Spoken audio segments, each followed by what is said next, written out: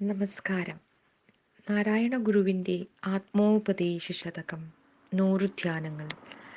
ധ്യാതാവ് ഗുരു നിത്യചൈതന്യയതി. ധ്യാനം 78. മരണവുമില്ല, പുറപ്പുമില്ല, വാഴ്വും നരസുരരാദിയുമില്ല,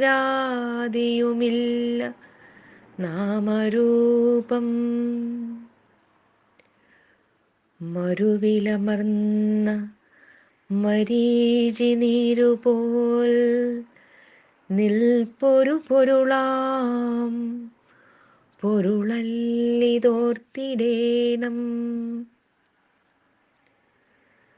മരുഭൂമിയിലെ മരീചികയ്ക്ക് നാശമില്ല. ഇല്ലാത്തതെങ്ങനെയാണ് നശിക്കുക? അത് 3 കാലത്തിലും ഇല്ലാത്തതാണ്. എന്നാലും അതിനൊരു പേരുണ്ട്. അത് പ്രതീതമാവുകയും ചെയ്യുന്നു.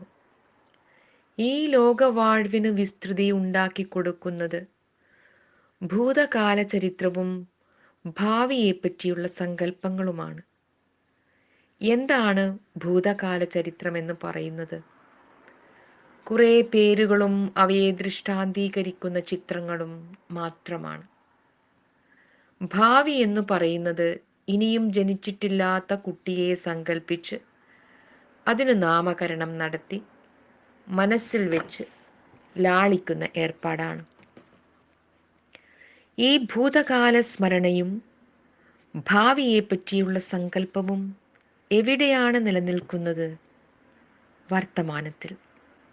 വർത്തമാനം എന്ന് പറയുന്നതോ ചലനാത്മകമായ പ്രതിഭയിൽ അനുനിമിഷം ഉണ്ടായി മറഞ്ഞു പോകുന്ന പ്രതീതി മാത്രമാണ്. സ്മരണകളെ ഒരു നിമിഷം മാറ്റി നിർത്തുക, സങ്കല്പങ്ങളെയും വിട്ടുകളയുക. അങ്ങനെ ചെയ്യാൻ കഴിഞ്ഞാൽ പിന്നെ ലോകത്തിൻ്റെ സ്ഥിതി എന്താവും? അതിന് കാലത്തിൻ്റെ പരിണാമം ഇല്ലാതാകും. കാൽപ്പനികമായ ദിഗന്ധങ്ങൾ ഇല്ലാതെയാകും. വെറും പൊള്ളയായ പ്രതിഭകൾ മാത്രം കുമിളകൾ പോലെ ഉണ്ടാവുകയും മറയുകയും ചെയ്യും. ഉണ്ടാവുന്നത് നാം അറിയുന്നതുമില്ല, മറയുന്നത് കാണുന്നതുമില്ല. അങ്ങനെ സങ്കല്പിക്കുന്നു എന്ന് മാത്രം. ലങ്ക അവതാര സൂത്രത്തിൽ ഭഗവാൻ ബുദ്ധനോട് മഹാമതി, ഒരു ബോധിസത്വൻ യോഗിയാകുന്നത് എങ്ങനെയെന്ന് ചോദിക്കുന്നു. അതിനു ഭഗവാൻ ഇങ്ങനെ മറുപടി പറഞ്ഞു. ഖോട്ട്, ഒന്നാമതായി ഉണ്ടെന്ന് തോന്നുന്നതായ ചിത്തദൃശ്യം നിരൂപണം ചെയ്യണം.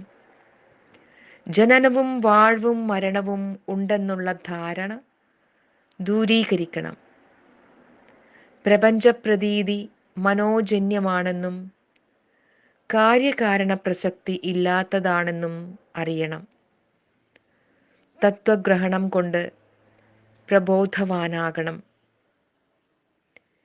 ഇല്ലാത്തതിനെ എന്തിനാണ് പരിച്ഛേദിച്ചറിയുന്നത് എന്നൊരു ചോദ്യമുണ്ടാവാം.